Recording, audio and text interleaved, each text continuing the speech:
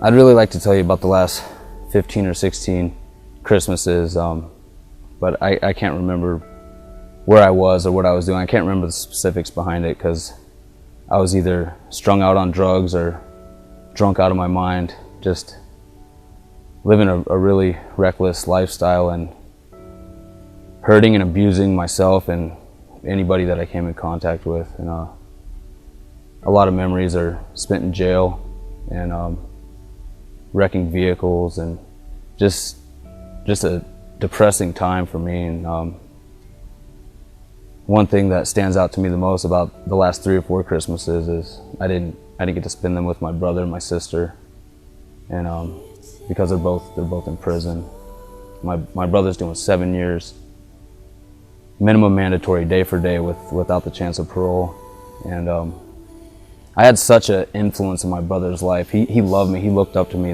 The kid just wanted to be like me. He wanted to be cool, or what he thought was cool. And as a result of that, he was a grown man. He made his own decisions, but he wanted to be like me. And I had a very heavy influence in his life. And we just did what we were taught. We were taught and modeled in front of a lifestyle that leads you straight to prison. Around Christmas last year,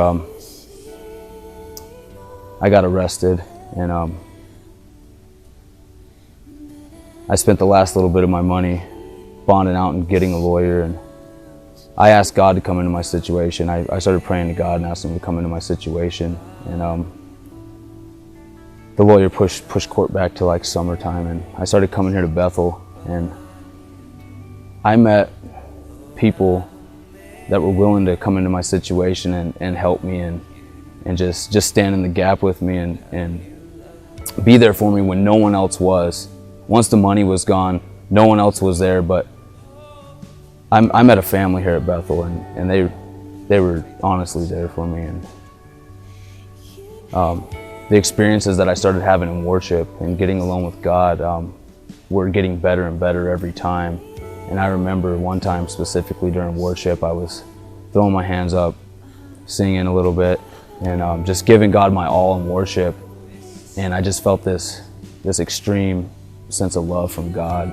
And I felt God telling me that he's just madly in love with us. And I asked God, why are you in love with me?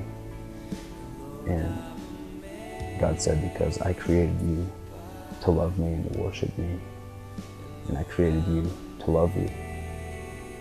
And I understood what a relationship with God was. It got really personal. And I took it a step further and said, God, how much do you love me? And during worship, nothing superseded that. Nothing got better than me being alone with God, or just giving God my all in worship. And God said, that feeling that you get when you're in worship, when you're surrendered to me, that nothing supersedes, he said, well, it gets better than that. And that's what every second of every day looks like for eternity for you. And I knew God had come into my situation. And now this year, Christmas is a celebration of God just coming into my situation, and that's what Christmas is about. It's God coming in flesh and just being there for us in the midst of our situation and saving us from ourselves. And God has definitely done that for me. I should be in prison. They were offering me life in prison, and instead I'm here in ministry at Bethel Assembly, full-time ministry. And it was,